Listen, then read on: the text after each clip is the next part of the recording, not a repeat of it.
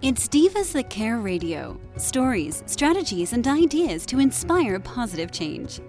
Welcome to Divas That Care, a network of women committed to making our world a better place for everyone.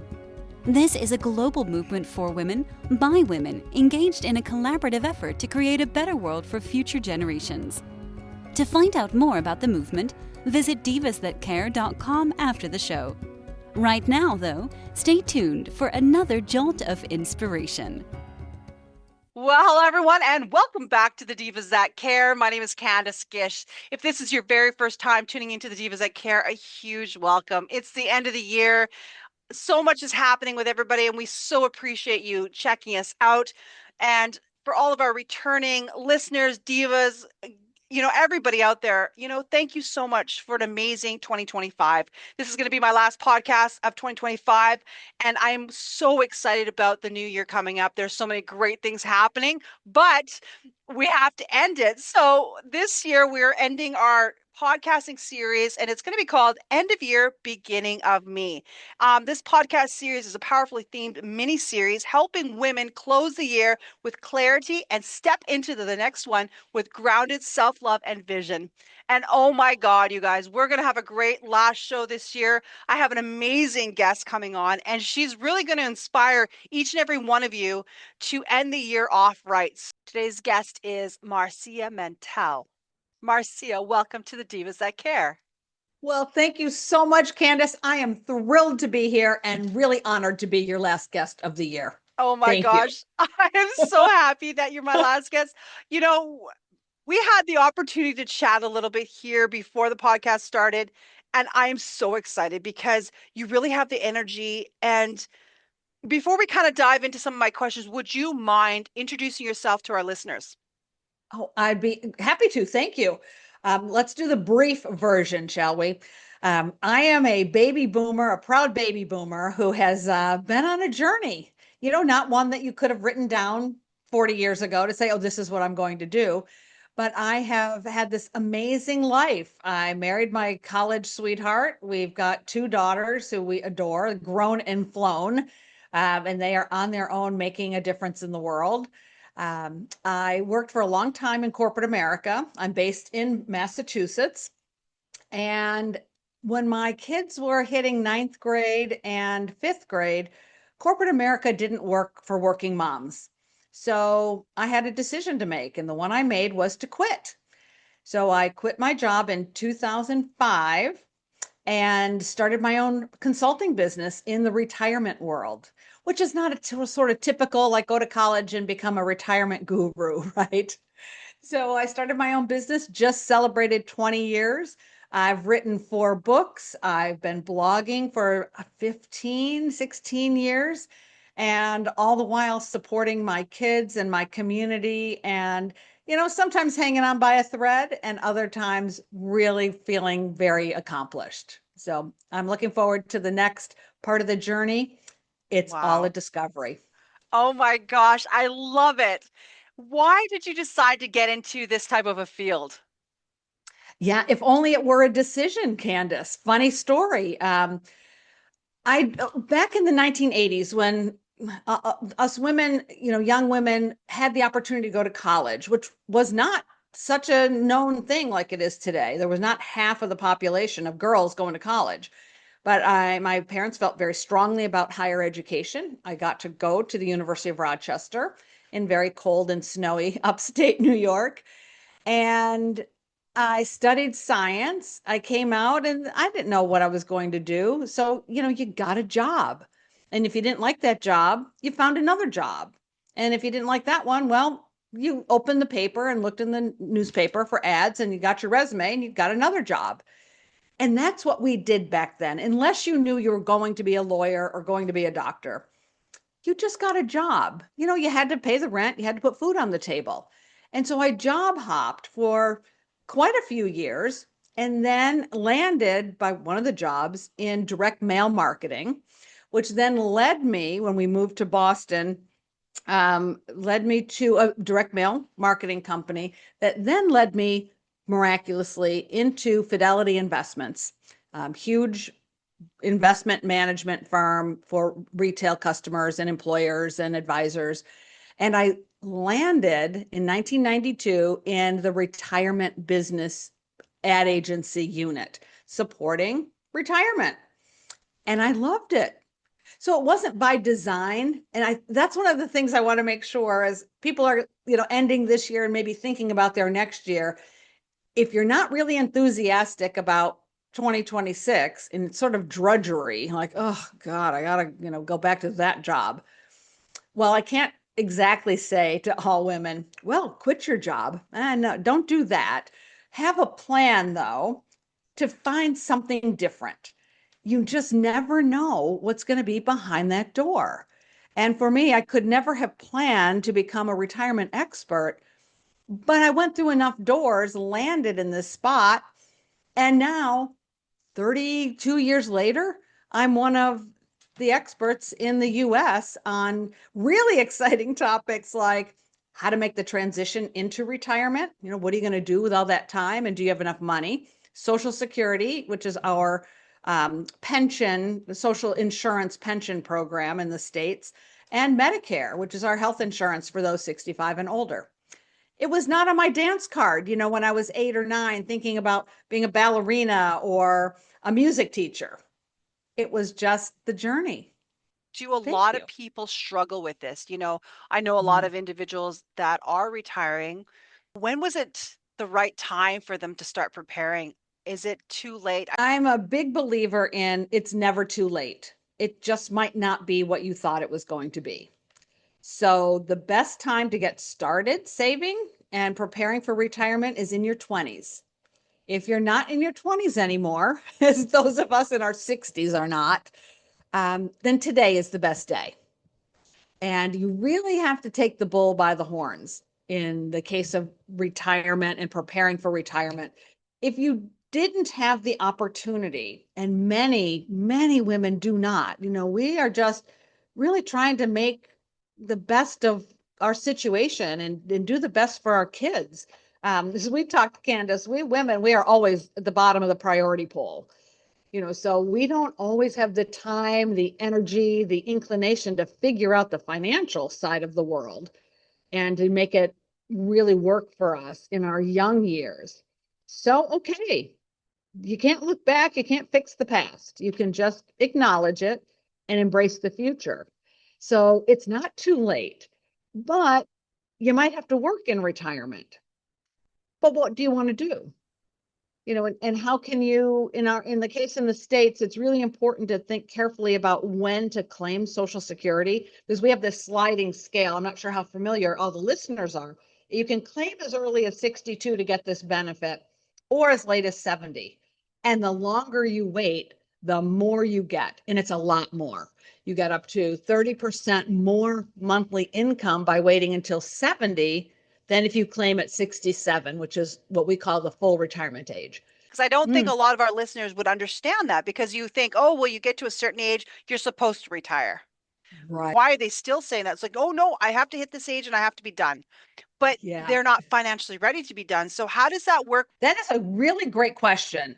I would say the main reason, and still locked into sort of like all of Americans' heads, their mind space, is age 65. Oh, if I can just make it to 65, I'm getting out of the rat race. And that's great if you've got millions of dollars saved, maybe that works for you. Most of us, don't have that. So the reason for 65 is that was by law the mandatory retirement age for decades, starting back in the 1930s and 1920s and 30s and 40s. So you worked really hard. They were manufacturing jobs, they were industrial jobs, they were very physical jobs. If you made it to 65, frankly, you were just plain old lucky. But then you could retire, and the life expectancy back then was, maybe to 68 or 70. So then over the last 50, 60 years, we have this amazing confluence of advancements, the modern miracles of medicine, helping all of us stay healthier and live longer. Better jobs, a lot more service jobs that aren't quite as demanding. and I call them sit on your behind jobs, our desk jobs, a lot more of those that women have taken, becoming programmers, computer programmers and writers and all kinds of great jobs that don't make us have to be so physical. But we also have to prepare then for what has become longevity. And women have the really good odds of living well into their 90s. If you're healthy at 65, don't quit your job just yet. First of all, the laws have all changed. There is no mandatory retirement anymore. The claiming for Social Security got moved out to 67. So that's really like the earliest you should claim. And then we're going to live a really long time. And if you're alive, you'll be spending money. So let's make the best of it. It's kind of a scary thought, isn't it? If a person is living a lot longer, where is this Mhm. money coming from? Yeah. So, how does a person like you, because obviously you're helping them through retirement, you're financially planning with them, how do you have that conversation with individuals saying, you know what, this is the money you have right now. This has got to last you potentially for a long period of time. Yeah. It's a 30-year retirement. And I will tell you, that is the still 30 years into this game, that is still the most shocking data point for audiences if I'm doing a live event or when I do a lot of webinars as well.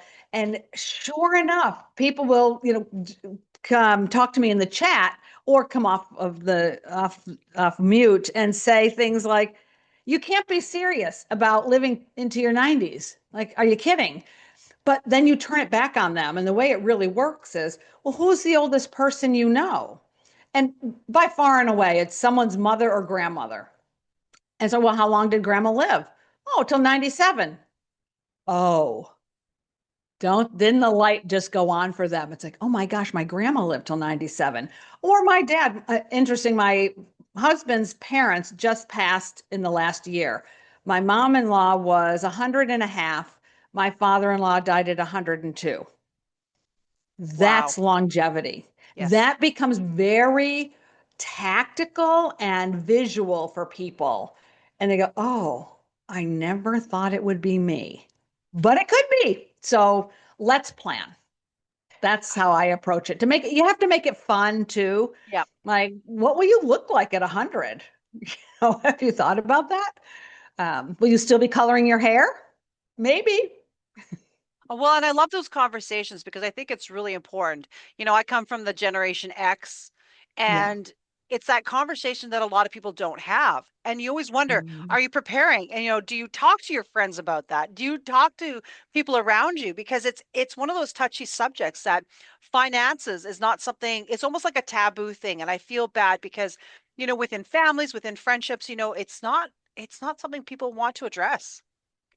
It is not. And I, instead of the word finances, because that for lots of women, especially conjures up Wall Street or, high investment level and such. So I go with money. And I have this phrase that I use. I'm just going to read to you, which I didn't know I'd need today. But, women love to talk, right? We're the family historians. We pass down the culture, we pass down the history, the values. So we will talk about just about anything. So we talk about marriages and motherhood, Merlots and martinis, mammograms and menopause. But when it comes to money, man, are we quiet. Like, what's with that? We're talking about our most personal health and kids and situations and our marriages, but we can't talk about money. Not how much do you make or how much credit card debt do you have, but just talking about money as a concept and where will it come from when you're retired?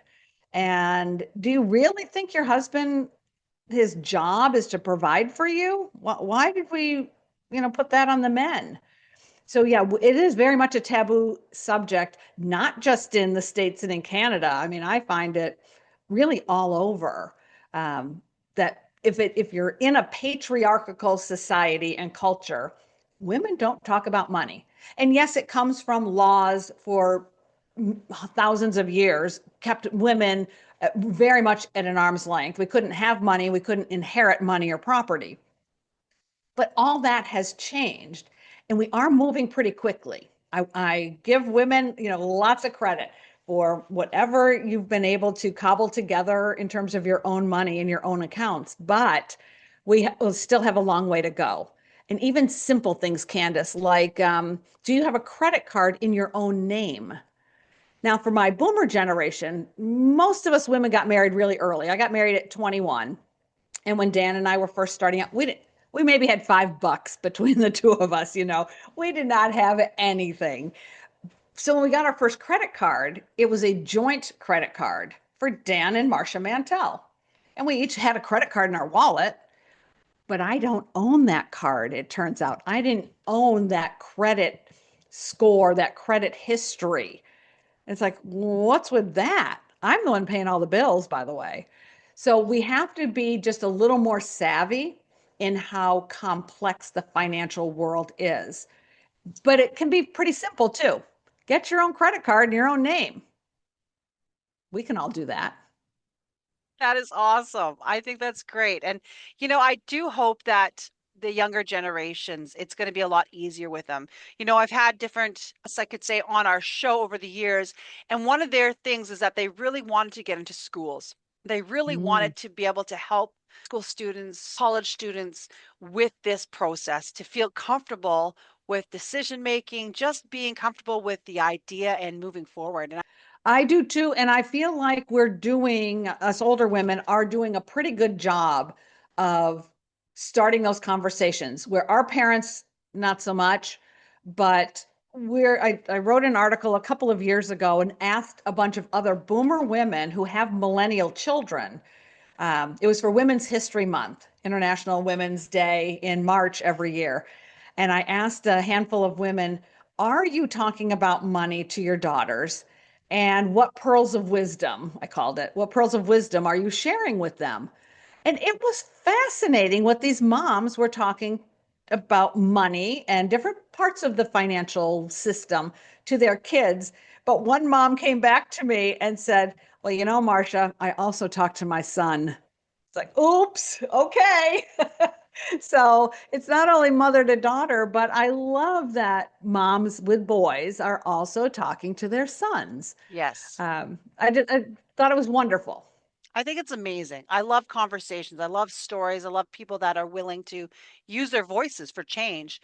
I just want to talk more about your books and how your books could, assist some of our listeners today. Oh, thank you so much for that opportunity. Yeah, I'll tell you the first book I wrote, probably in 2017, is called "What's the Deal with Retirement Planning for Women?" And I wrote this book really specifically to address what we've been talking about, that women don't always have the code of how to talk about money, and they feel badly about it. So then they never do anything about it. And frankly, we're too busy to worry about it a lot of times.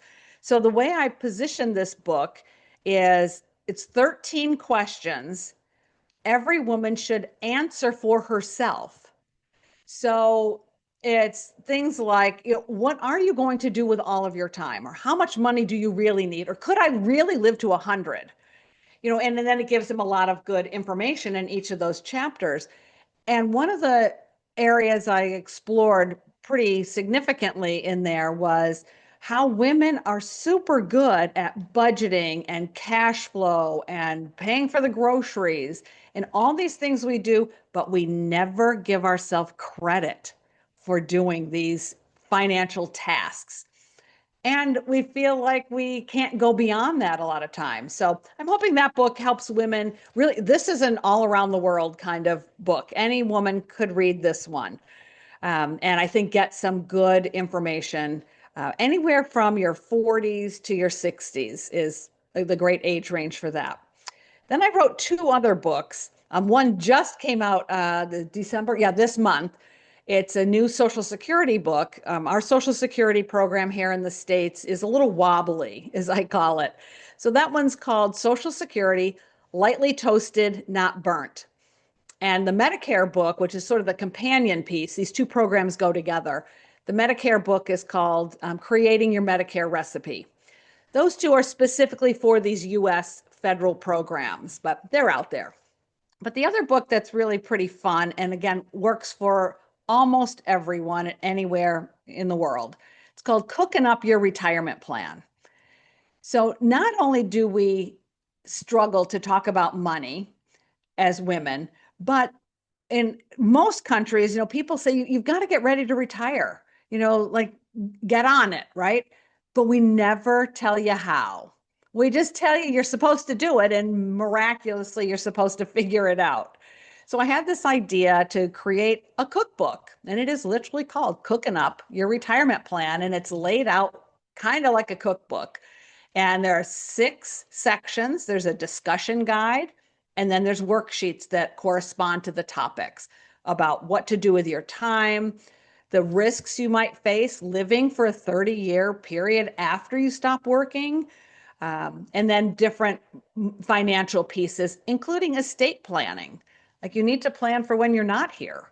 So that's a fun book. It is a workbook. It's not, you don't sit down, with a cup of coffee and a nice roaring fire. But that one's a good conversation starter, and it helps you figure out how to get started on this retirement journey. So those are my 4 books. Where can a person go get those books? Oh, on all the big sellers, the Amazon.com, they're out there, Barnes and Noble, and there's some other more independent sellers. But if you just Google my name and put it in Amazon or Barnes and Noble, the 4 books will come up. Oh my gosh, that's awesome. And I was actually going to ask you, what is your social media so our listeners can go and check that out? Yeah, I have LinkedIn, which I love. So you can find me on LinkedIn, just in my name, Marcia Mantell.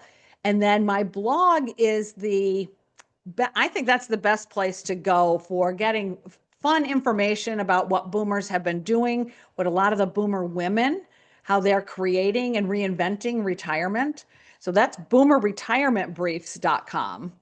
A lot of free worksheets out there, really fun ideas. And I find some of these women incredibly inspiring who are working, though usually not always paid work, after their late 60s. And they are just moving and shaking in the world and really making a difference to the younger gens. So I love following them or highlighting them in the blog. I think you'll like some of those articles as well.